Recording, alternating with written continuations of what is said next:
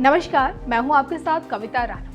Corona virus क्या चीन से फैला पूरी दुनिया में तबाही का आलम सामने आने लगा है और इसी को लेकर अब पूरे विश्व में एक तरह से चीन को लेकर नाराजगी है और चीन में स्थापित कंपनियां वहां से निकलकर दूसरे देश जाना चाहती हैं क्योंकि कोरोना की वजह से इन कंपनियों को खासा नुकसान उठाना पड़ा था। और इस बीच एप्पल ने बड़ा फैसला लिया है और चीन से अपनी आधी क्षमता को हटाकर भारत में स्थापित करने का फैसला लिया है।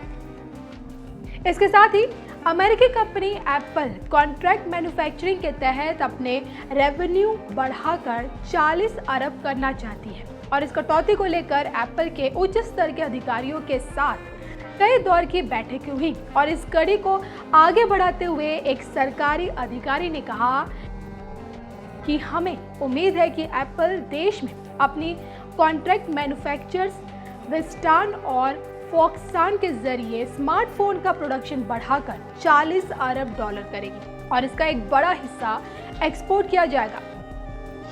तो कंपनी इसके लिए प्रोडक्शन लिंक्ड इंसेंटिव यानी कि PLA स्कीम के तहत इंसेंटिव लेगी। बताया जा रहा है कि केंद्र सरकार जल्द ही हाईटेक मैन्युफैक्चरिंग लाना चाहती है और पिछले साल पीएम मोदी ने सितंबर में एप्पल, सैमसंग और लावा के बड़े बड़े अधिकारियों के साथ बात भी की थी। सूत्रों की माने तो एप्पल के लिए भारत बहुत बड़ा मार्केट नहीं है क्योंकि कंपनी भारत में अपने कुछ प्रोडक्ट्स को ही बेचती है। एप्पल की योजना है कि वो अपने प्रोडक्शन और एक्सपोर्ट का बेस बनाने की है जिससे ये अपने प्रोडक्शन चीन से बाहर भेज सके। बहरहाल भारत में एप्पल की बिक्री लगभग 1.5 अरब डॉलर की है और इसके मुकाबले में चीन में लगभग 220 अरब डॉलर का है।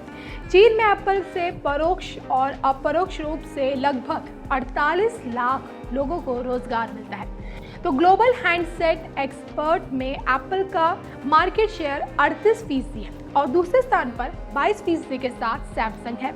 कोरोना वायरस की वजह से एप्पल को ये महसूस हो रहा है कि अपने काम को किसी एक देश पर निर्भर रखना ठीक नहीं है, तो कंपनी ने उत्पादन को चीन से बाहर करने के लिए कदम बढ़ा दिए हैं। अब जब अमेरिका और चीन के बीच ट्रेड वॉर शुरू हुआ था तभी से एप्पल की नज़र भारत पे है। ऐसे में अगर एप्पल भारत आती है तो लोगों को रोजगार मिलने की संभावना बढ़ जाएगी।